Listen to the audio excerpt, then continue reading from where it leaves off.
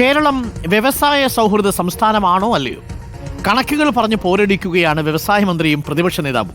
കണക്കുകളിലെ കൃത്യത എന്താണ്? ഇതിൽ പ്രതിപക്ഷ നേതാവ് ഉന്നയിച്ച ആരോപണങ്ങളുടെ വസ്തുത എന്താണ്? മന്ത്രി പി രാജീവ്, വ്യവസായ വകുപ്പ് മന്ത്രി തന്നെ തത്സമയം നമുക്കൊപ്പം ചേരുന്നു ഈ വാർത്താ പ്രഭാതത്തിൽ. Minister, very good morning. കുറെ കാലമായി ഈ വാർത്താ പ്രഭാത യാത്രയിൽ അങ്ങേ കൂടെ കൂട്ടിയിട്ട്. Good morning. Good morning. Good morning. Yes, സ്വിറ്റ്സർലൻഡിലെ യാത്രയൊക്കെ എനിക്ക് തോന്നുന്നു നമ്മുടെ കേരളത്തെയൊക്കെ ഷോക്കേസ് ചെയ്യാൻ സാധിച്ചു എന്നാണ് എൻ്റെ വിശ്വാസം.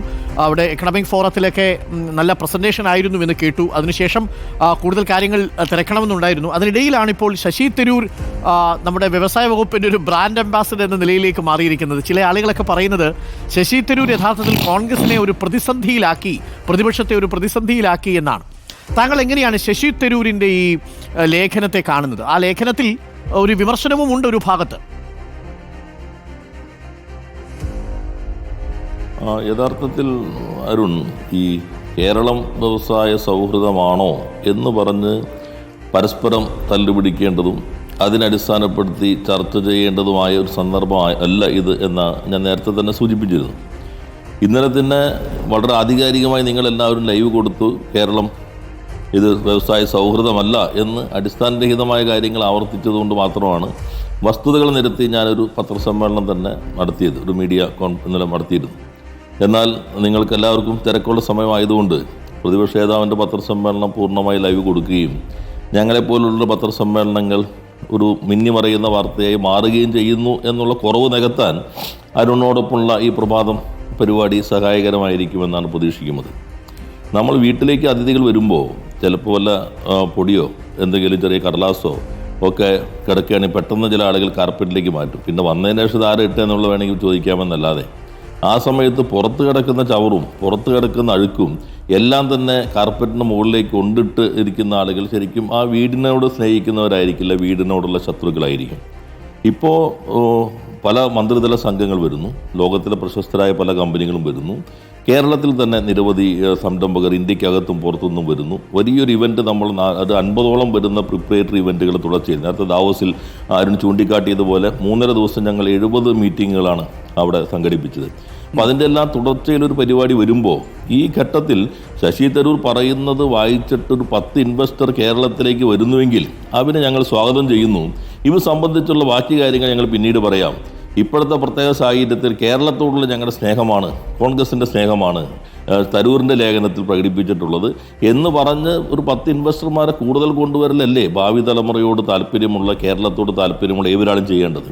പിന്നീട് തർക്കങ്ങൾ പിന്നീട് അതിന് ശേഷമാകാം. അതായത് മിനിസ്റ്റർ, ശശി തരൂരിന്റെ ലേഖനത്തിലുള്ള കണ്ടന്റ് എടുത്ത് ഒരു പോസിറ്റീവായ കൺസ്ട്രക്റ്റീവ് ഒപ്പോസിഷനായി മാറേണ്ടതിനു പകരം ആ ലേഖനത്തെ മുൻനിർത്തി ശശി തരൂരിനെയും സംസ്ഥാനത്തെയും ഒരേപോലെ ആക്രമിക്കാൻ ശ്രമിച്ചു. അതാണ് പ്രതിപക്ഷം ചെയ്തത് അല്ലേ?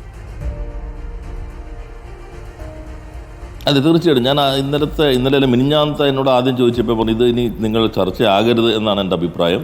ഇതിവിടെ വെച്ച് അവസാനിപ്പിക്കട്ടെ. അവർ തമ്മിലുള്ള തർക്കമുണ്ടെങ്കിൽ അവരുടെ അകത്തെ വേദിക്കകത്ത് ചർച്ച ചെയ്തോട്ടെ.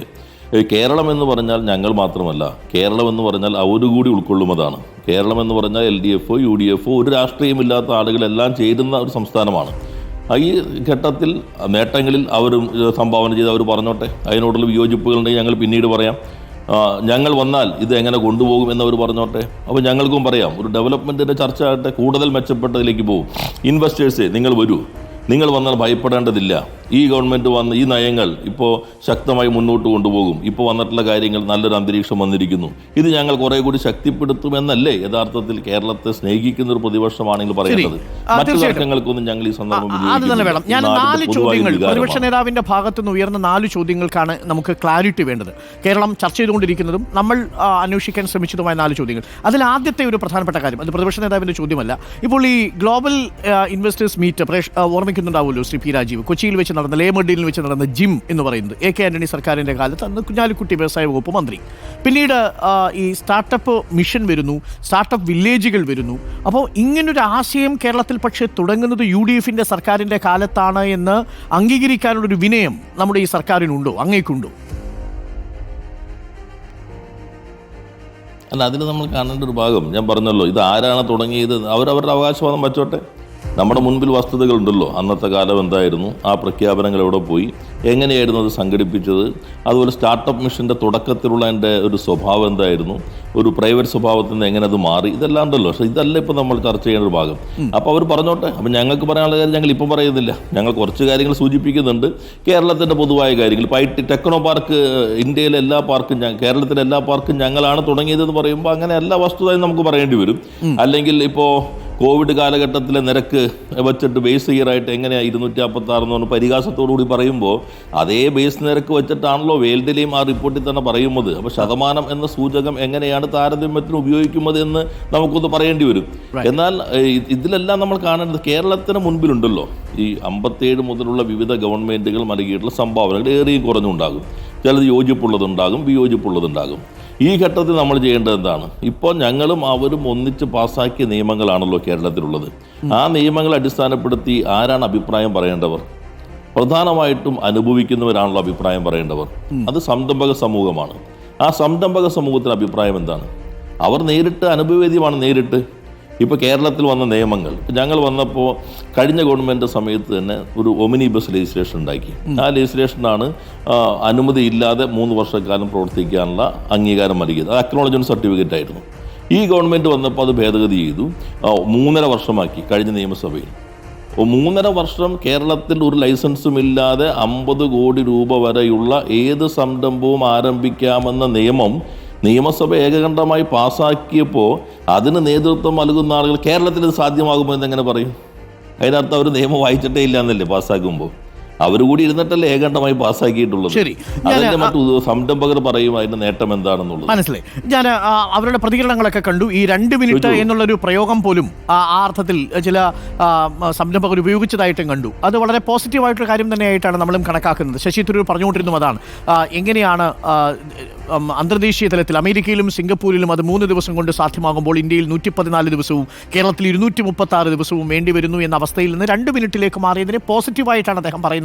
പക്ഷേ അപ്പോഴും മന്ത്രി പറയുന്നത് ശരിയാണെങ്കിൽ എന്നാണ് ശശി തരൂർ പറയുന്നത്. ഞാൻ ഈ ഒരു കണക്കിലേക്ക് വരാം. ഇന്ന് പ്രതിപക്ഷ നേതാവ് ചോദിച്ചതും ഞങ്ങൾക്ക് സംശയമുള്ളൊരു സംശയം, യഥാർത്ഥത്തിൽ ഈ ഈസ് ഓഫ് ഡൂയിങ് ബിസിനസ് എന്ന ഒരു റാങ്കിംഗ് പട്ടിക വേൾഡ് ബാങ്ക് 2021 അവസാനിപ്പിച്ചതാണെന്നും ഇല്ലാത്ത ഈസ് ഓഫ് ഡൂയിങ് ബിസിനസ് വെച്ചുകൊണ്ടാണ് ഈ കണക്കുകൾ പറയുന്നതെന്നുമാണ് പ്രതിപക്ഷ നേതാവ് ഇന്നലെ ചൂണ്ടിക്കാണിച്ചത്. നമ്മളോടൊക്കെ ചോദിക്കുകയും ചെയ്തു, അതിലെ ഒരു കമ്പോണന്റ് മാത്രം എടുത്ത് എങ്ങനെ പറയാൻ സാധിക്കുമെന്നാണ് പ്രതിപക്ഷ നേതാവ് ചോദിച്ചത്.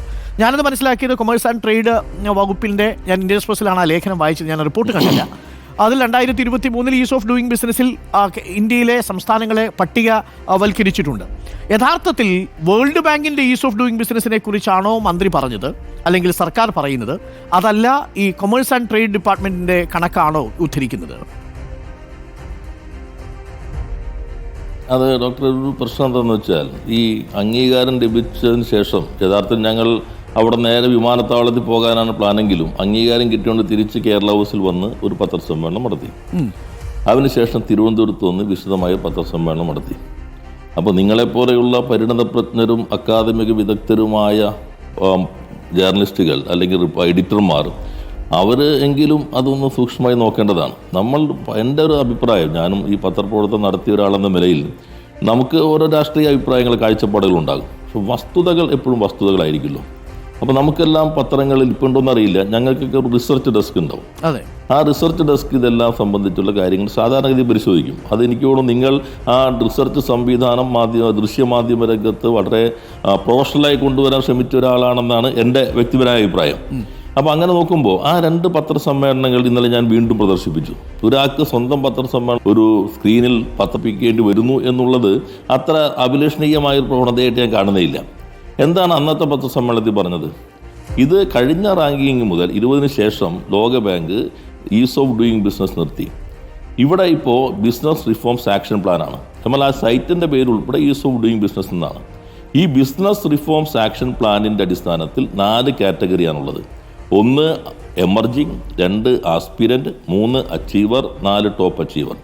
കഴിഞ്ഞ റാങ്കിങ്ങിൽ ഇത് ഇപ്പോഴല്ല, കഴിഞ്ഞ റാങ്കിങ് അങ്ങനെ തന്നെയായിരുന്നു. കഴിഞ്ഞ റാങ്കിങ്ങിൽ ഇതിനൊരു മാനദണ്ഡം എങ്ങനെയെന്ന് വെച്ചാൽ റിഫോംസിൻ്റെ ഒരു ലിസ്റ്റ് യൂണിയൻ ഗവൺമെൻറ് നൽകും. അത് ഈസ് ഓഫ് ഡൂയിങ് ബിസിനസ്സിന് സെയിം തന്നെയായിരുന്നു, ഇപ്പോഴത് തന്നെയാണ്.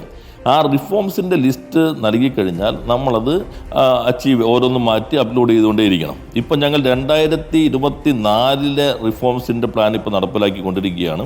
മിനിഞ്ഞാന്ന് ഞാൻ റിവ്യൂ ചെയ്യുമ്പോൾ 99% നമുക്ക് നടപ്പിലാക്കാൻ കഴിഞ്ഞിട്ടുണ്ട് ഇപ്പം തന്നെ. അപ്പോൾ 2021 ആദ്യത്തെ റാങ്കിങ് വരുമ്പോൾ ഈ ഓരോ കാറ്റഗറിയിലേക്ക് വരുന്നത് റിഫോംസിനെ അടിസ്ഥാനപ്പെടുത്തിയിട്ടാണ്. 95+ ആണെങ്കിൽ ടോപ്പ് അച്ചീവറിലേക്ക് വരും, 90+ ആണെങ്കിൽ അങ്ങനെ ഓരോന്നിനും കാറ്റഗറി ഉണ്ട്. എന്നാൽ റാങ്ക് കിട്ടണമെന്നില്ല. You are eligible for that category എന്ന് മാത്രമേ ഉള്ളൂ. ഇത് exclusively based on the feedback. 100% സംരംഭകരുടെ അഭിപ്രായങ്ങൾ ഫീഡ്ബാക്കിന് അടിസ്ഥാനപ്പെടുത്തിയിട്ടാണ് റാങ്ക് നിശ്ചയിക്കുന്നത്. കഴിഞ്ഞ റാങ്കിങ്ങിൽ 2021 പ്രസിദ്ധപ്പെടുത്തിയ റാങ്കിങ്, ഞങ്ങളുടെ ആദ്യത്തെ വർഷം വന്നതിന് ശേഷം റാങ്കിങ്ങിൽ നമ്മൾ നടപ്പിലാക്കിയ പരിഷ്കാരം അനുസരിച്ചാണെങ്കിൽ നമ്മൾ ടോപ്പ് അച്ചീവർ ആവില്ല, അച്ചീവറിലേക്കുള്ള പരിഷ്കാരം എല്ലാം നമ്മൾ നടപ്പിലാക്കിയിരുന്നു. എന്നാൽ ഫീഡ്ബാക്ക് പൂറായിരുന്നു. അതുകൊണ്ട് നമ്മൾ ആസ്പിരന്റ് പട്ടികയിൽ വന്നു 15ലേക്ക് വന്നു. ഇതേ രൂപം തന്നെയാണ് ഇപ്പോഴും. 15ലേക്ക് വന്നപ്പോൾ നിങ്ങൾക്ക് വേണമെങ്കിൽ പറയാം ഇത് ഈസ് ഓഫ് ഡൂയിങ് ബിസിനസ് ഒന്നുമല്ല, അതുകൊണ്ട് ഇത് ഞങ്ങൾ അംഗീകരിക്കുന്നില്ല, കേരളം ഇതിനേക്കാൾ മെച്ചമാണെന്ന് വേണമെങ്കിൽ നമുക്കും പറയാം. പക്ഷെ നമ്മളും അത് 15 തന്നെയായിട്ട് പറഞ്ഞു. 28 15ലേക്ക് എത്തി. ഇന്നലെ ഞാൻ പത്രസമ്മേളനത്തിൽ, നിങ്ങൾ എൻ്റെ പത്രസമ്മേളനം കണ്ടിട്ടുണ്ടെങ്കിൽ കാണാം, കഴിഞ്ഞ തവണത്തെ ഇതിന് ശേഷം ആന്ധ്രാപ്രദേശ് കൊടുത്ത ഒരു പരസ്യം ഞാൻ അവിടെ പ്രദർശിപ്പിക്കുകയുണ്ടായി. അതിൽ പറയുന്ന ease of doing business number 1 Andhra, ബ്രാക്കറ്റിൽ business reforms action plan India. വളരെ കൃത്യമായിട്ട് BRAF ML ease of doing business ആണ്. ഇവരുടെ സൈറ്റിന് EODB എന്ന് എപ്പോഴും കിടക്കുന്നത്. അപ്പോൾ വ്യവസായ സൗഹൃദത്തെ സംബന്ധിച്ചുള്ള കേന്ദ്ര സർക്കാരിൻ്റെ സൂചന അനുസരിച്ച് കഴിഞ്ഞ തവണ ഇതേ മാനദണ്ഡം വെച്ച് നമ്മൾ 15 ആയിരുന്നു. ഇത്തവണ അതേ മാനദണ്ഡം വെച്ച് നമ്മൾ 99 ടോപ്പ് അച്ചീവറിലേക്ക് എത്തി. ടോപ്പ് അച്ചീവറിൽ നമ്മൾ 9 എണ്ണത്തിൽ ഒന്നാമതായി, 5 എണ്ണത്തിൽ ആന്ധ്ര വന്നു. ഇതിനു മുൻപ് വ്യവസായ മന്ത്രിമാരുടെ മീറ്റിംഗിൽ ഓരോ സ്റ്റേറ്റും അവരുടെ ചെറിയ വീഡിയോയും മിനിസ്റ്ററുടെ 2-3 മിനിറ്റ് ഒരു പ്രസംഗം ഉണ്ടാവും. അന്ന് ആന്ധ്രാപ്രദേശ് മുഖ്യമന്ത്രി ആ വീഡിയോയിൽ പറഞ്ഞു, അവരുടെ വ്യവസായ മന്ത്രി ഉണ്ടായിരുന്നു, വീഡിയോയിൽ പറഞ്ഞു ഇത് തുടങ്ങിയ അന്ന് മുതൽ ആന്ധ്രയാണ് നമ്പർ 1. ഞാൻ മുഖ്യമന്ത്രി ആയിരിക്കുന്നിടത്തോളം കാലം ആർക്കും വിട്ടുകൊടുക്കില്ല. അത് കഴിഞ്ഞിട്ടാണ് ഇപ്പോൾ ചിലർ പറയുമ്പോൾ ഇതൊരു ഭാഗം മാത്രമാണ്. ഇന്നലെ പ്രതിപക്ഷ നേതാവ് പറയുന്നത് 4 എണ്ണത്തിൽ നമ്മൾ 4ാം സ്ഥാനത്താണ്. അങ്ങനെയല്ലത്, 1ാം സ്ഥാനത്ത്. അവിടെ വെച്ച് ആദ്യം തന്നെ കേരളത്തെ വിളിച്ച് അംഗീകാരം നൽകി. ദാവോസിൽ വെച്ച് ചന്ദ്രബാബു നായിഡുവിനെ കണ്ടപ്പോൾ അദ്ദേഹത്തിൻ്റെ ആദ്യത്തെ പ്രതികരണം, നിങ്ങളാണ് ഞങ്ങളുടെ തട്ടിയെടുത്ത് ഞങ്ങൾ തിരിച്ചു പിടിക്കട്ടോ എന്നാണ് അദ്ദേഹം പരസ്യമായി പറഞ്ഞ കാര്യം നിങ്ങൾ കണ്ടിട്ടുണ്ടാവുമല്ലോ. അപ്പോൾ ഇതാണ് റാങ്കിങ് എന്നുള്ളത്. അപ്പോൾ ഇത്തവണ നമുക്ക് അതിനകത്ത് ടോപ്പ് അച്ചീവറിലേക്ക് എത്തി. ഇനി നിങ്ങൾക്കൊക്കെ സംശയമുണ്ടെങ്കിൽ ഡോക്ടർ അരുൺ, നമ്മുടെ നീതി ആയോഗിൻ്റെ ഒക്കെ ചെയർമാനായി ഇപ്പോൾ ഷെർപ്പയായിട്ടുള്ള നമ്മുടെ കേരള കേഡർ ഉദ്യോഗസ്ഥനുണ്ടല്ലോ, അദ്ദേഹം നമ്മുടെ ഗെറ്റ് ടുഗദർ പറഞ്ഞിട്ടുള്ള വീഡിയോ പബ്ലിക് ഡൊമൈൻ ലഭ്യമാണ്. കേരളം എങ്ങനെ ഈസ് ഓഫ് ഡൂയിങ് ബിസിനസ്സിൽ ഒന്നാമതായി. അപ്പോൾ കേരളാണെങ്കിൽ അദ്ദേഹം ഇന്ത്യയിലെ തന്നെ ഏറ്റവും പ്രധാനപ്പെട്ട ഒരാളുടേതും ഇത് അന്നത്തെ BPT സെക്രട്ടറിയാണ്. ഇപ്പോഴത്തെ അവരോട് നിങ്ങൾക്ക് ചോദിക്കാം. അപ്പം മാധ്യമങ്ങൾ ഇയാൾ അങ്ങനെ പറയുന്നു, മറ്റാൾ അങ്ങനെ പറയുന്നു എന്ന വാദത്തിനപ്പുറത്ത് ഈ പറയുന്നത് ആധികാരികമാണോ എന്നറിയാനുള്ള സംവിധാനങ്ങൾ നമ്മുടെ നാട്ടിലുള്ളപ്പോൾ സത്യം, വസ്തുതകൾ ജനങ്ങളുടെ മുൻപിൽ അറിയിക്കുക എന്ന മാധ്യമധർമ്മം കൂടി ഞങ്ങളുടെ രണ്ടുപേരുടെയോ പ്രതിപക്ഷ ഭരണപക്ഷ അഭിപ്രായങ്ങൾ പറയുന്നതോടൊപ്പം. കാരണം ഈസ് ഓഫ് ഡൂയിങ് ബിസിനസ് റിഫോംസിന്റെ മാനദണ്ഡം അനുസരിച്ചാണ് നമ്മൾ ഈ ക്ലെയിം ചെയ്തിരിക്കുന്നത്. അത് വേൾഡ് ബാങ്കിന്റെ ക്ലെയിം ആ അർത്ഥത്തിലല്ല, അത് 2021 അവസാനിച്ചതാണ് എന്നുള്ളത് യാഥാർത്ഥ്യവുമാണ്. അതിനെ രണ്ടും കൂടി മിക്സ് ചെയ്തപ്പോഴാണ് ഈ കൺഫ്യൂഷൻ ഉണ്ടായത്. ശരി, മറ്റൊരു പ്രധാനപ്പെട്ട ആരോപണം പ്രതിപക്ഷ നേതാവ് ഉന്നയിച്ചു. കൺഫ്യൂഷനെ തുടരേണ്ടതില്ല അല്ല അരുൺ, കൺഫ്യൂഷനും ബിസിനസ് ഈ ഈസ് ഓഫ് ഡൂയിങ് ബിസിനസ് എന്നത് തന്നെയാണ് ഇപ്പോഴും പൊതുവെ ജനങ്ങൾക്ക് മനസ്സിലാകുന്ന രൂപത്തിൽ ഉപയോഗിക്കുന്നത്. കഴിഞ്ഞ തവണ ഇതേ റാങ്കിങ്ങിൽ ആന്ധ്ര വന്നപ്പോഴും അവരുടെ ഒരു പ്രതിപക്ഷവും ഇങ്ങനെയാണോന്ന് പറയാൻ അവിടെ ഇല്ലാതിരുന്നു എന്നുള്ളത് കൂടി നമ്മൾ കാണേണ്ടതുണ്ട്. ഓക്കെ, ഇനി ഈ പ്രതിപക്ഷം ഉന്നയിച്ച ഒരു പ്രധാനപ്പെട്ട കാര്യം, ഈ 3 ലക്ഷത്തോളം തൊഴിലവസരങ്ങൾ സൃഷ്ടിക്കപ്പെട്ടു എന്നൊക്കെ നമ്മൾ പറയുന്നത്, അല്ലെങ്കിൽ സ്റ്റാർട്ടപ്പുകൾ സൃഷ്ടിക്കപ്പെട്ടു എന്നുള്ള ഒരു കണക്ക് നമ്മൾ വയ്ക്കുമ്പോൾ അത് നമ്മളുടെയൊക്കെ ഓരോ പഞ്ചായത്തിലും അത് കാണണ്ടേ, 2000 എങ്കിലും ഉണ്ടാവണ്ടേ എന്ന് ചോദിക്കുന്നു. മാത്രമല്ല ഇത് GDP-യിൽ പ്രതിഫലിക്കുന്നില്ലല്ലോ എന്ന് താങ്കൾ പറഞ്ഞ മറുപടി ഞാൻ ഇന്നലെ കേട്ടു. നേരിട്ട് നിക്ഷേപം GDP-യിലേക്ക് പ്രതിഫലിക്കില്ല, അതാണ് അതിൻ്റെ വസ്തുതയും. 10 കോടി വന്നാൽ 10 കോടി GDP-യിലേക്ക് വരില്ല. അത് ലാഭം ഉണ്ടാക്കുന്ന സമയത്ത് മാത്രമാണ് അതിൽ സാമ്പത്തിക ശാസ്ത്രം അനുസരിച്ച് GDP-യിലേക്ക് അതിനെ കൺവേർട്ട് ചെയ്യാൻ സാധിക്കൂ. പ്രൊഡക്റ്റ്, ഗുഡ്സോ സർവീസോ അവിടെ പ്രൊഡ്യൂസ് ചെയ്യപ്പെടണം എന്നുള്ളതാണ് അതിൻ്റെ അടിസ്ഥാനമായിട്ടുള്ള തത്വം. പക്ഷേ ഇന്നലെ പ്രതിപക്ഷ നേതാവ് ചൂണ്ടിക്കാണിച്ചൊരു കാര്യം, നമ്മുടെ ചുറ്റുമൊക്കെ നോക്കൂ, അവർ പറയുന്നത് തട്ടുകട എന്നൊരു പ്രയോഗമാണ് നടത്തുന്നത് പ്രതിപക്ഷം. തട്ടുകട പോലും ഈ സംരംഭകത്വത്തിലുണ്ട്. താങ്കൾ തന്നെ പറഞ്ഞു, ജിമ്മും ബ്യൂട്ടി പാർലറും അടക്കം ഈ പറയുന്ന നിക്ഷേപത്തിൻ്റെ പരിധിയിൽ വരും, സ്റ്റാർട്ടപ്പിൻ്റെ പരിധിയിൽ വരും എന്നുള്ളത്. യഥാർത്ഥത്തിൽ തട്ടുകടകളെ ഉൾപ്പെടുത്തിയാണോ ഇത് തയ്യാറാക്കിയിരിക്കുന്നത് എന്ന പ്രതിപക്ഷത്തിൻ്റെ ചോദ്യം പലരും ഇപ്പോൾ ഏറ്റെടുക്കുന്നുണ്ട്. അല്ല, ഏറ്റെടുക്കാനുള്ള വിഭവമൊന്നും അതിനകത്തില്ല എന്ന് മാത്രമേ ഉള്ളൂ. കാരണം നമ്മളിപ്പോൾ ഇയർ ഓഫ് എൻ്റർപ്രൈസസ് പ്രഖ്യാപിച്ചു. പ്രധാനമായിട്ട് അന്ന് ഞങ്ങൾ കണക്കാക്കിയത് ഒരു ആത്മവിശ്വാസം സംരംഭക സമൂഹത്തിൽ സൃഷ്ടിക്കുക. ഇവിടെ ഇത് സാധ്യമാണ്. ആദ്യത്തെ റൗണ്ട് ഈ ചുമതല എടുത്തതിന് ശേഷം സംരംഭകരുമായി നടത്തിയ ആശയവിനിമയത്തിൽ നിങ്ങൾ what you expect from the government to attract more investment and to generate more employment. ഇതാണ് ഞങ്ങൾ ആദ്യം ചോദിച്ചത്. എന്താണ് ഗവൺമെൻറ്റിൽ നിങ്ങൾ പ്രതീക്ഷിക്കുന്നത്? നല്ലൊരു ഇൻട്രാക്റ്റീവ് സെഷൻ എല്ലാ ജില്ലയിലും പോയി നടത്തി. അതിനടിസ്ഥാനത്തിൽ നമ്മൾ നിയമങ്ങൾ മാറ്റി. ചില നിയമങ്ങൾ കഴിഞ്ഞ ഗവൺമെൻറ് മാറ്റിയത് ഒന്നുകൂടി സിംപ്ലിഫൈ ചെയ്തു. പിന്നെ ഇൻസ്പെക്ഷൻ ചില പ്രശ്നങ്ങൾ വന്നിരുന്നു. ചിലർ ഇവിടെ നിന്ന് പോയില്ലെങ്കിലും അത് പ്രശ്നം വന്നു. ഇപ്പോൾ ഇൻസ്പെക്ഷൻ എല്ലാം നമ്മൾ സോഫ്റ്റ്വെയർ ബേസ്ഡ് ഇൻസ്പെക്ഷൻ ആക്കി. 50 കോടി രൂപയുള്ളതാണെങ്കിൽ ഞാൻ നേരത്തെ പറഞ്ഞു ഒരു ലൈസൻസും വേണ്ട. 2 മിനിറ്റ് കൊണ്ട് സാധ്യമാകുമോ എന്നുള്ളത് അതിശോക്തിയാണെന്ന് കരുതുമ്പോൾ ഒരു നിയമത്തെ അടിസ്ഥാനപ്പെടുത്തിയിട്ടാണ്. അല്ല ഞാനൊരു പൊതുയോഗത്തിൽ പ്രസംഗിച്ചിട്ട് നിങ്ങൾക്ക് 2 മിനിറ്റ് കൊണ്ട് അനുമതി നൽകാമെന്നുള്ളതല്ല. അത് നിയമസഭയിൽ കൊണ്ടുവന്നു, നിയമസഭ ചർച്ച ചെയ്തു, സബ്ജക്ട് കമ്മിറ്റി ചർച്ച ചെയ്തു, ആ നിയമം പാസ്സാക്കി. അപ്പോൾ ഇപ്പോൾ നിങ്ങളൊരു അക്നോളജ്മെൻറ്റ് എന്നുള്ളത് മാറി പ്രിൻസിപ്പൽ അപ്രൂവൽ കൊടുത്താൽ 3.5 വർഷം ലൈസൻസ് ഇല്ലാതെ പ്രവർത്തിക്കാം. അപ്പം 1 മിനിറ്റ് കൊണ്ടാണ് അതാണ് വന്നിട്ടുള്ള ഭാഗം. 2 ഇൻസ്പെക്ഷൻ എല്ലാം സോഫ്റ്റ്വെയർ ബേസ്ഡ് ആക്കി. ഒരാൾക്കും വ്യക്തിഗതമായിട്ട് ഇന്ന സ്ഥലത്ത് പോയി ഇൻസ്പെക്ഷൻ നടന്ന് പറയാൻ പറ്റില്ല. 3 പ്രധാനമായിട്ടും എന്തെങ്കിലും പരാതി ഉണ്ടെങ്കിൽ നിയമസഭ തന്നെ ഒരു നിയമം പാസ്സാക്കി. സംരംഭകന് സേവനം വ്യവസായം തുടങ്ങുന്നതിനോ നടത്തിക്കൊണ്ടുപോകുന്നതിനോ ഉള്ള ഗ്രീവൻസ് അത് 30 ദിവസത്തിനുള്ളിൽ തീരുമാനം എടുത്തിരിക്കണം. ഒരു കോമ്പോസിറ്റ് ബോർഡിൻ്റെ എല്ലാ വകുപ്പും ചേർന്നിട്ട് ആ തീരുമാനം 15 ദിവസത്തിനകം നടപ്പിലാക്കണം. 1 ദിവസം വൈകിയാൽ ഉദ്യോഗസ്ഥന് പിഴ ഈടാക്കാനുള്ള നിയമം കേരള നിയമസഭ ആദ്യമായി പാസ്സാക്കി. അതാണ് സ്റ്റാറ്റ്യൂട്ടറി ഗ്രീവൻസ് അഡ്രസ് മെക്കാനിസം എന്നുള്ളത്. അപ്പോൾ ഇങ്ങനെയുള്ള മാറ്റങ്ങൾക്ക് ശേഷമാണ് ഞങ്ങൾ ഈ ക്യാമ്പയിൻ. ഞങ്ങളുടെ ഉദ്യോഗസ്ഥരെല്ലാം IIM കാലിക്കറ്റിലേക്ക് വിട്ടു, ട്രെയിനിങ് നടത്തി. അഹമ്മദാബാദ് എൻ്റർപ്രണർഷിപ്പ് ഇതിലേക്ക് പോയി. എല്ലാ സംവിധാനങ്ങൾക്കും നമ്മൾ ടാർഗറ്റ് നിശ്ചയിച്ചു. മുഖ്യമന്ത്രിയുടെ നേതൃത്വത്തിൽ എല്ലാ വകുപ്പുകളും ചേർന്നു. ഓരോ വകുപ്പിൽ ഏതെല്ലാം ചിലപ്പോൾ ഒരു ഡോഗിൻ്റെ ബോർഡിംഗ് ആയിരിക്കാം, അല്ലെങ്കിൽ പൂച്ചയുടെ ബ്യൂട്ടി പാർലർ ആയിരിക്കാം, ചിലപ്പോൾ അനിമൽ ഹസ്ബൻഡറി തുടങ്ങുന്നത്, അല്ലെങ്കിൽ വേറെ രൂപത്തിലാകാം. MSME എന്ന് പറഞ്ഞാൽ 1 കോടി രൂപ വരെയുള്ളത് മൈക്രോ നിക്ഷേപം, 10 കോടി രൂപ വരെയുള്ളത് സ്മോൾ, 50 കോടി രൂപ വരെ നിക്ഷേപമുള്ളത് മീഡിയം. ഇതിൽ വരുന്നത് മാനുഫാക്ചറിങ്, സർവീസ്, ട്രേഡ്. സർവീസ് എന്ന് പറഞ്ഞു കഴിഞ്ഞാൽ മെഷീനറി ഉപയോഗിക്കുന്ന സർവീസുകളെല്ലാം. ട്രേഡ് എന്ന് പറഞ്ഞാൽ വ്യാപാര സ്ഥാപനങ്ങൾ, അത് പെട്ടിക്കടയാകാം, വണ്ടിക്കടയാകാം, അല്ലെങ്കിൽ മറ്റ് മെഡിക്കൽ സ്റ്റോർ, ഇതെല്ലാം തന്നെ മെഷീനറി ഇല്ലാത്തെല്ലാം ട്രേഡായിട്ട് വരും. ഈ 3 കാറ്റഗറിയാണ് MSME. അതിനെ തുടർന്ന് നമ്മൾ എല്ലാ പഞ്ചായത്തിലേക്കും ഒരു ഇന്റേണെ നിയമിച്ചു. എല്ലാ പഞ്ചായത്തിലും സംരംഭകത്വം തുടങ്ങുന്നവരുടെ വിപുലമായ യോഗം, അത് MLA മാർ തന്നെ പങ്കെടുത്താണ് ഉദ്ഘാടനം ചെയ്യുന്നത്. പഞ്ചായത്ത് അടിസ്ഥാനത്തിൽ കൂടി ഇവർ ഓരോ സ്ഥലത്തേക്കും പോയി. ബാങ്കുകളുടെ യോഗം SLBC ഞാൻ തന്നെ പങ്കെടുത്തു. SLBC യോഗത്തിന്റെ അടിസ്ഥാനത്തിൽ ബാങ്കുകൾ വായ്പാമേള സംഘടിപ്പിച്ചു. അങ്ങനെ ഒരു പ്രവർത്തനമാകെ നടന്നു. അതിൻ്റെ ഭാഗമായി 7 മാസം കൊണ്ട് നമ്മൾ 1 ലക്ഷത്തിലേക്ക് എത്തി. അപ്പോൾ ലക്ഷണമൊത്ത കള്ളമാണോ എന്ന പ്രശ്നം വന്നു. ആദ്യമായിട്ടായിരിക്കും ഒരു നാട്ടിൽ ഒരു മാധ്യമം അത്ര പ്രചാരപരം നടത്തുന്നത്. അപ്പം ഞങ്ങൾ എന്ത് ചെയ്തു? ഇപ്പോൾ ഞാൻ ഇന്നലെ പത്രസമ്മേളനം കണ്ടിട്ടുണ്ടെങ്കിൽ ശ്രദ്ധിച്ചിട്ടുണ്ടാവും, ഞങ്ങളുടെ ഡാഷ്ബോർഡിൽ എല്ലാം ജിയോ ടാഗ്ഡാണ്. ഇപ്പോൾ പറവൂർ മണ്ഡലം ഞാൻ ഇന്നലെ കാണിച്ചു. പറവൂർ മണ്ഡലത്തിൽ ഒരു പഞ്ചായത്ത് എടുത്തു. ആ പഞ്ചായത്തിൽ വന്ന സംരംഭങ്ങൾ ഏതൊക്കെയാണ് അത് കൃത്യമായിട്ട് കാണിച്ചു. രണ്ടാമത്തെ അതിൽ മാനുഫാക്ചറിങ് ഏതൊക്കെയാണ്, ആ മാനുഫാക്ചറിങ് സസ്റ്റൈനബിൾ റിപ്പോർട്ട് ഞാൻ എൻ്റെ ഡാഷ്ബോർഡിലുള്ളത് കാണിച്ചു. അപ്പോൾ അവിടെ ചെല്ലുമ്പോൾ നിങ്ങൾ അത് ഏത് ലാറ്റിറ്റ്യൂഡ്, ലോങ്ങിറ്റ്യൂഡ്, ചിത്രം ഉൾപ്പെടെ അതിനകത്ത് അപ്ലോഡ് ചെയ്യണം. ഇത് കൂടാതെ GST, എല്ലാവരും GST അറിയണമെന്ന് പോലും ഉണ്ടാവില്ല. അതുകൊണ്ട് നമ്മൾ എന്ത് ചെയ്തു? ICAA ചാർട്ടേഡ് അക്കൗണ്ട്സിൻ്റെ അഖിലേന്ത്യാ സംഘടനയുമായി ചേർന്നു. എല്ലാ മാസവും 2ാമത്തെ ശനിയാഴ്ച ജില്ലകളിൽ അവരുടെ ഫ്രീ ഹെൽപ്പ് ഡെസ്ക്, എങ്ങനെ GST റിട്ടേൺ തയ്യാറാക്കാം, എങ്ങനെയാണ്. അതുപോലെ MSMEകൾക്കെല്ലാം നമ്മൾ ഇൻഷുറൻസ് പകുതി പ്രീമിയം ഗവൺമെൻറ് അടയ്ക്കും ഇൻഷുറൻസ് സ്കീം ഉണ്ടാക്കി. എല്ലാ ജില്ലയിലെ MSME ക്ലിനിക്ക് തുടങ്ങി. എന്തെങ്കിലും പ്രശ്നമുണ്ടോ ക്ലിനിക്കിൽ പോകാം, സൗജന്യമായിട്ട് നിങ്ങൾക്ക് സേവനം തേടാം. ഇതിൻ്റെ ഭാഗമായി വന്നതാണ്. അപ്പോൾ ഓരോന്നും ഇപ്പോൾ നമ്മൾ ജിയോ ടാഗഡാണ്.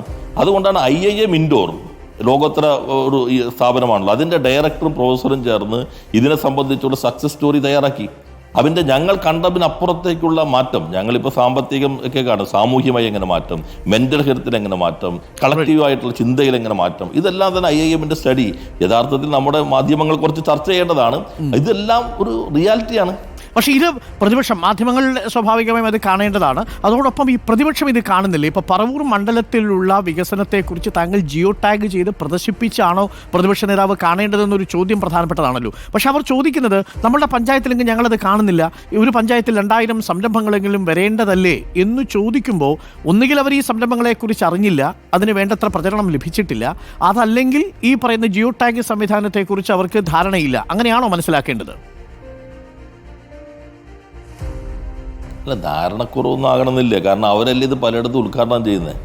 ഞങ്ങൾ വയ്ക്കുന്നതിനേക്കാൾ ആവേശത്തോടു കൂടി സംരംഭകത്തെ കൊണ്ടുവരുന്നതിന് വേണ്ടി അവരവരുടെ മണ്ഡലത്തിൽ അതിവിപുലമായ സംരംഭകരെ വിളിച്ചുകൂട്ടി വലിയ ഫുൾ ഡേ പരിപാടി. നമ്മളൊക്കെ മലയോരങ്ങളിൽ വരെ പോയിട്ടുണ്ട്. ഇപ്പോൾ ഇരിട്ടി, ഇരിക്കൂർ ഞാൻ അവിടെ പോയിട്ടുണ്ട്, പെരിന്തൽമണ്ണ പോയിട്ടുണ്ട്. അതുപോലെ ഇപ്പം ഞങ്ങളുടെ കല്യാശ്ശേരി, പല മണ്ഡലങ്ങളിലും അത്തരത്തിലുള്ള പരിപാടികൾ UDF MLA തന്നെ സംരംഭകർ നന്നായി നടക്കുന്നുണ്ട്. ഇനിയിപ്പോൾ ഞാൻ എന്ത് ചെയ്യുന്നു, ഞങ്ങൾ ചരിത്രത്തിലാദ്യമായി ഇപ്പോൾ സംരംഭക സഭ എല്ലാ പഞ്ചായത്തിലും നടന്നുകൊണ്ടിരിക്കുകയാണ്. ആ പഞ്ചായത്തിലുള്ള പുതിയ സംരംഭകർ, പഴയ സംരംഭകർ, ജനപ്രതിനിധികൾ, പഞ്ചായത്ത് ഉദ്യോഗസ്ഥർ മാത്രമല്ല, വ്യവസായ വകുപ്പ് ഉദ്യോഗസ്ഥർ, എല്ലാ വകുപ്പിലും ഉദ്യോഗസ്ഥർ, വ്യവസായം ബന്ധപ്പെട്ടവർ ഒരു പഞ്ചായത്തിൽ ഒന്നിച്ചിരിക്കുകയാണ്. അതിപ്പോൾ അവസാനിക്കാറായി. അതിലെല്ലാം അവർക്ക് വേണ്ടി ചോദിക്കാം, ഏതൊക്കെയാണ് ഇത്, ഈ സംരംഭമാണോ അതാ സംരംഭമാണോ, കൃത്യമായിട്ട് ചോദിക്കാം. പിന്നെ ഈ ഉദ്യം രജിസ്ട്രേഷൻ വന്നു, ട്രേഡ് വന്ന് മാറിക്കില്ല, അങ്ങനെയല്ല ഓരോ വർഷവും ഇത് പരിശോധിച്ച് പോകുന്നുണ്ട്. അപ്പോൾ ജനപ്രതിനിധികളുടെ പൂർണ്ണമായ പങ്കാളിത്തം ഇവിടെ നമ്മൾ അവർ ആദ്യം വിളിച്ചു ചേർന്നു. ഈ സംരംഭക വർഷത്തിലേക്ക് പോകുന്നതിന് മുൻപ് ജനപ്രതിനിധികളുടെ യോഗം ചേർന്നു, MLA യോഗം ചേർന്നു. അന്നത്തെ തദ്ദേശ സ്വയംഭരണ വകുപ്പ് മന്ത്രി ഗോവിന്ദൻ മാഷ് പങ്കെടുത്തുകൊണ്ട്, ഞാനും പങ്കെടുത്തുകൊണ്ട്, പഞ്ചായത്ത് പ്രസിഡന്റുമാർ, ബ്ലോക്ക്, അങ്ങനെ എല്ലാ LSTD ഭാരവാഹികൾ, സെക്രട്ടറിമാർ, അവരുടെ യോഗം ചേർന്നു. എന്താണ് നിങ്ങൾ ചെയ്യേണ്ടത്, എങ്ങനെയാണ് പഞ്ചായത്തുകൾ ഇതിനെ പ്രോത്സാഹിപ്പിക്കേണ്ടത്. അതിനുശേഷം ഓരോ മണ്ഡലത്തിലും ഇതിൻ്റെ ഉദ്ഘാടനം അതാത് MLA നിർവഹിച്ചു. ഇപ്പോൾ 3 വർഷത്തിലേക്ക് കിടക്കുമ്പോൾ, പൂർത്തീകരിക്കാൻ പോകുമ്പോൾ സംരംഭക സഭ എന്ന രൂപത്തിൽ ഗ്രാമസഭ പോലെ തന്നെ ഒരു പഞ്ചായത്തിലെ വില്ലേജിലെ സംരംഭകരാകെ ചേരുന്നതാണ്. പിന്നെ ഗൾഫിൽ നിന്ന് ഇപ്പോൾ ബൗട്ടിക്കുകൾ ഉണ്ടാകാം, അല്ലെങ്കിൽ ജിം ഉണ്ടാകാം, ടർഫ് ഉണ്ടാകാം, പെട്ടിക്കട ഉണ്ടാകാം, ചിലപ്പോൾ ഉണ്ടാകാം. അതിപ്പോൾ 1 കോടിക്ക് താഴെ ഉള്ളതെല്ലാം രാജ്യത്തിന്റെ നിർവചനത്തിൽ നിന്ന് വ്യത്യസ്തമാണോ, അതാണല്ലോ നമ്മൾ നോക്കേണ്ടത്. പിന്നെ നേരത്തെ ഉണ്ടായിരുന്നതിൽ നിന്ന് ഓരോന്നിൽ എന്തെല്ലാം മാറ്റം വന്നു, അത് സിഗ്നിഫിക്കൻറ്റ് ഫീച്ചർ. ഇന്നലെ അരുൺ ശ്രദ്ധിച്ചോന്നറിയില്ല, ഇന്ത്യ ഗവൺമെന്റിന്റെ പുതിയ റിപ്പോർട്ട് വർക്കിംഗ് സ്ട്രെങ്ത്തിനെ കുറിച്ച് വന്നിട്ടുണ്ട്. ഞാനിപ്പോൾ റിപ്പോർട്ട് കയ്യിലെടുത്തിട്ടില്ല, ഇന്നലെ ഞാൻ പത്രസമ്മേളനത്തിൽ വിശദീകരിച്ചു. കേരളത്തിന്റെ പ്രത്യേകത, ഓർഗനൈസ് സെക്ടറിൽ കഴിഞ്ഞ 10 വർഷം കൊണ്ട് വൻ ജമ്പ് ഉണ്ടായിരിക്കും തൊഴിലാളികളുടെ എണ്ണത്തിൽ. ഇന്ത്യയിൽ ആവറേജ് 25 തന്നെ തുടരുമ്പോൾ നമ്മൾ 26 നിന്ന് 44ലേക്കും 45% മാറിയിരിക്കുന്നു.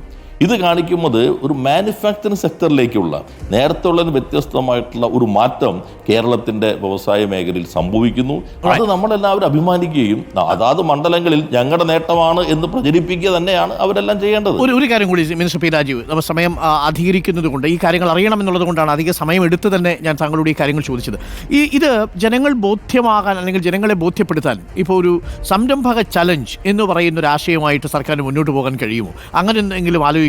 ഇപ്പോൾ ഞാൻ പോയി ഇന്നലെ ഇത് പരിശോധിക്കുന്നതിൻ്റെ ഭാഗമായിട്ടൊന്ന് രജിസ്റ്റർ ചെയ്ത് നോക്കി, വെറുതെ രജിസ്റ്റർ ചെയ്തതാണ്. അപ്പോൾ രജിസ്ട്രേഷൻ എളുപ്പമാണ്, വിത്തിൻ സെക്കൻഡ്സിനുള്ളിൽ രജിസ്ട്രേഷൻ നടക്കും. അടുത്ത നടപടികൾ എന്താണ്, അല്ലെങ്കിൽ ഈ ഒരു കുറഞ്ഞ മുതൽ മുടക്കിൽ നമുക്കൊരു സംരംഭം തുടങ്ങാമോ എന്ന് ഒരു സാധാരണക്കാരനെ ബോധ്യപ്പെടുത്തുന്ന, അല്ലെങ്കിൽ പ്രതിപക്ഷത്തിൻ്റെ വെല്ലുവിളി ഏറ്റെടുത്തുകൊണ്ട് ഈ സംരംഭക ചലഞ്ച് എന്ന് പറയുന്ന ഒരു ആശയം സർക്കാർ മുന്നോട്ട് വയ്ക്കാൻ ഉദ്ദേശിക്കുന്നുണ്ടോ? അങ്ങനൊരു പദ്ധതി ഞാൻ ചോദിച്ചതാണ്. ഇതിനേക്കാൾ വലിയ ചലഞ്ച് ഏതാണ് ഒരു സ്റ്റേറ്റ് ഏറ്റെടുക്കേണ്ടത്? ആ സ്റ്റേറ്റ് ഏറ്റെടുത്തല്ലോ. 1 വർഷം 1 ലക്ഷം. ഞാനത് ഞാൻ പറഞ്ഞത്, നിങ്ങൾക്ക് സംശയമുണ്ടെങ്കിൽ നിങ്ങൾ വരൂ, നിങ്ങൾ ശ്രമിച്ചു നോക്കൂ. ഇത്ര സമയത്തിനുള്ളിൽ നിങ്ങൾക്ക് അനുമതി കിട്ടിയില്ലെങ്കിൽ നിങ്ങൾക്ക് സർക്കാരിന്റെ വക റീഫണ്ട് തരും, അല്ലെങ്കിൽ സർക്കാർ ഇന്ന രീതിയിൽ നിങ്ങളോട് അത് വിശദീകരിക്കും എന്ന് പറയാനുള്ള ഒരു കോൺഫിഡൻസ് മിനിസ്റ്റർക്കുണ്ടോ എന്നുള്ളതാണ് ചോദ്യം. പ്രതിപക്ഷം അതാണല്ലോ ആരോപിക്കുന്നത്. അതുകൊണ്ടാണല്ലോ ഡോക്ടർ അരുൺ നമ്മൾ ഈ നിയമപരമായ സംവിധാനം തന്നെ ഉണ്ടാക്കിയിരിക്കുന്നത്. നിങ്ങൾ നിയമം എന്താ, നിയമം നടപ്പിലാക്കാൻ ഏതൊരു ഉദ്യോഗസ്ഥനും ബാധ്യതയുള്ളതാണ്. അതുകൊണ്ടാണ് നിങ്ങൾ ഈ നിയമം തന്നെ 3.5 വർഷത്തേക്ക് നമ്മൾ പാസ്സാക്കി. വലിയ നിക്ഷേപമാണോ, ഒരു ബോർഡ് അതും നിയമസഭ പാസ്സാക്കിയ നിയമമാണ്. ഒരു ബ്യൂറോ രൂപീകരിച്ചു. 7 ദിവസം കൊണ്ട് എല്ലാ രേഖകളും സഹിതം അപേക്ഷ നൽകിയാൽ കോമ്പോസിറ്റ് ലൈസൻസ് നൽകണം. ഞാൻ വ്യവസായ വകുപ്പ് മന്ത്രി ആയതുകൊണ്ട് തന്നെ ഒരു കാര്യം പറയാം, വ്യവസായ വകുപ്പിന് നിലവിൽ ഒരു വ്യവസായം ആരംഭിക്കാൻ ലൈസൻസ് കൊടുക്കാനുള്ള അധികാരമില്ല. മറ്റു പല വകുപ്പുകളിലാണ്. അതിനെല്ലാം നമ്മൾ ഏകോപിച്ചൊരു ബ്യൂറോ കൊണ്ടുപോകുന്നു. പരാതി ഉണ്ടോ? ഇപ്പോൾ ഡോക്ടർ ആരും ചോദിച്ചു, വന്നില്ലെങ്കിൽ തുടങ്ങിയില്ലെങ്കിൽ എന്ത് ചെയ്യും? ഞങ്ങൾ പറഞ്ഞു ഇനി ചലഞ്ച് എങ്ങനെയാണ്. IIM ഇൻഡോറിൻ്റെ ഒരു പഠനം വന്നിരിക്കുന്നു. അമേരിക്കൻ സൊസൈറ്റി ഓഫ് പബ്ലിക് അഡ്മിനിസ്ട്രേഷൻ്റെ 82 വർഷത്തെ ചരിത്രത്തിനിടയിൽ ആദ്യമായി ഇന്ത്യയിൽ നിന്ന് നോവൽ ഇന്നോവേഷൻ പബ്ലിക് അഡ്മിനിസ്ട്രേഷനായി ഇതേ പദ്ധതി തിരഞ്ഞെടുത്തിരിക്കുന്നു. ആ പദ്ധതിയുടെ ഇത് അവതരിപ്പിക്കാനായി മാർച്ച് 28-29 വാഷിംഗ്ടണിൽ ചേരുന്നതിൽ പേപ്പർ അവതരിപ്പിക്കാൻ ഞങ്ങളെ ക്ഷണിച്ചിരിക്കുന്നു. ഇതിനേക്കാൾ വലിയ അംഗീകാരം നാടിന് കിട്ടാനുണ്ടോ? ഈസ് ഓഫ് ഡൂയിങ് ബിസിനസിന്റെ നേട്ടം മസൂറിയിൽ എടുക്കാനായിട്ട് KSIDC MD ശ്രീ ഹരികിഷോറിനെ ഇത്തവണത്തെ ബാച്ചിൽ വിളിച്ചിരിക്കുകയാണ്. വിദ്യാഭ്യാസ ആരോഗ്യമല്ലാതെ വ്യവസായത്തെക്കുറിച്ച് ഒരു ഇതുണ്ടായിരുന്നില്ല ഇതേവരെ. പ്രൈം മിനിസ്റ്ററുടെ ബെസ്റ്റ് മോഡൽ ഇൻ MSME ഈ പദ്ധതി കിട്ടി. നിങ്ങൾക്ക് പ്രൈം മിനിസ്റ്ററുടെ ബെസ്റ്റ് മോഡൽ ഓഫ് MSME കിട്ടി, ഇൻഡോർ IIM അംഗീകാരം വന്നു, American society of public administration അംഗീകാരം വന്നു. കേരളത്തിലെ സംരംഭക സമൂഹം വരിയായി ഇന്ന് സാക്ഷ്യപ്പെടുത്തുന്നു. Small scale industries association, FICCI, CIA, TRAI, ASSOCHAM എല്ലാവരും ഇതിന്റെ ഭാഗമായി നിൽക്കുന്നു. എന്നിട്ട് പിന്നെ വീണ്ടും നമ്മുടെ ഊർജ്ജമ്പനൊക്കെ നിങ്ങൾ നോക്കൂ, കേരളത്തിന്റെ ഈ ചിത്രത്തെ മാറ്റി തീർക്കാൻ ഞങ്ങൾ നടത്തി വലിയൊരു അധ്വാനമുണ്ട്. ഇതെല്ലാം നമ്മുടെ വെറുതെ സമയം പാഴാക്കി. ഇപ്പൊ ഇന്നലെ ഞാൻ ഇത്രയും പത്രസമ്മേളനം 1 മണിക്കൂറോളം നടത്തേണ്ടി വന്നു. ഞാനിന്ന് ഇറ്റാലിയൻ ഡൈനാമൈറ്റിന്റെ വലിയൊരു പരിപാടിയുടെ പോകേണ്ട സമയത്ത് എടുത്തിട്ടാണ് അതിലേക്ക് പോയത്. അപ്പൊ നമ്മുടെ ഊർജ്ജം എന്തിനൊക്കെ ചെലവഴിക്കണം. ശരി, ഇപ്പൊ നിങ്ങൾ ഓരോരുത്തരും നോക്കിക്കോളൂ. നിങ്ങൾക്ക് സംശയം ഉണ്ടെങ്കിൽ ഏത് നോക്കിക്കോളൂ, ഡാഷ്ബോർഡ് വരാം, ഏത് രൂപത്തിൽ നമുക്ക് നോക്കാം. അതിലേക്കല്ല ഇപ്പൊ ഈ ഘട്ടത്തിൽ എനിക്ക് കേരളത്തോടും പ്രതിപക്ഷത്തോടും മാധ്യമങ്ങളോടും അഭ്യർത്ഥിക്കാനുള്ളത്, this is the right time. കേരളത്തിന് ഏറ്റവും ബെസ്റ്റായി നമ്മൾ നിൽക്കുന്നു. നല്ല നിക്ഷേപത്തിന്റെ പ്രഖ്യാപനങ്ങൾ കേരളത്തിലേക്ക് വരുന്നു. വിഴിഞ്ഞം പോർട്ട് നൽകുന്ന വലിയ പൊട്ടൻഷ്യൽ വരുന്നു. പാലക്കാട് ഇൻഡസ്ട്രിയൽ സ്മാർട്ട് സിറ്റിയുടെ വരുന്നു. ഇന്നലെ നോക്കൂ, ഷിപ്പ്യാർഡിന്റെ പുതിയ കരാർ ഒപ്പുവെച്ചിരിക്കുന്നു. IBM 1 വർഷത്തിനുള്ളിൽ അവരുടെ ചരിത്രത്തിൽ ആദ്യമായി 2 ക്യാമ്പസ് ഉദ്ഘാടനം ചെയ്യുന്നു. ഇങ്ങനെയുള്ള മാറ്റങ്ങൾ, ആ മാറ്റങ്ങൾ നാടിന്റെ മുൻപിൽ അവതരിപ്പിച്ച് 21-22 കേരളത്തിന്റെ ഗതിയെ മാറ്റുന്ന നമ്മുടെ ഭാവി തലമുറയോട് താല്പര്യമുണ്ടെങ്കിൽ, നാടിനോട് താല്പര്യമുണ്ടെങ്കിൽ, കേരളീയരും കേരള വിരുദ്ധരും എന്നതിലേക്ക് പോകാതെ കേരള വിരുദ്ധത നിൽക്കുന്ന കേരള ശത്രുക്കളും കേരളീയതയിലേക്ക് വരേണ്ടത് ഈ നാടിന്റെ ആവശ്യമാണ്. ഒരു കാര്യം കൂടി, ഈ ശശി തരൂരിന്റെ ലേഖനവും തുടർന്നുള്ള ചർച്ചകളും ആ അർത്ഥത്തിൽ ഈ കാര്യങ്ങൾ ജനങ്ങളിലേക്ക് എത്തിക്കാൻ സഹായിച്ചു എന്നൊരു അഭിപ്രായമുണ്ടോ താങ്കൾക്ക്? അല്ല, ഞങ്ങൾ എത്ര പറഞ്ഞാലും ഇതൊന്നും നിങ്ങൾ ഒറ്റ ന്യൂസ് അവർ ചർച്ച ചെയ്തിട്ടില്ല. ഇയർ ഓഫ് എന്റർപ്രൈസസ് ഒന്നും ഒരു ന്യൂസ് അവരും ചർച്ച ചെയ്തില്ല. Is of doing business Kerala 28-1 28 29 ചാടിയിരുന്നെങ്കിൽ ആരെങ്കിലും ഈ മാനദണ്ഡം ചർച്ച ചെയ്യോ? എടുത്തിട്ട് നമ്മൾ എയറിൽ നിർത്തിയനില്ലേ?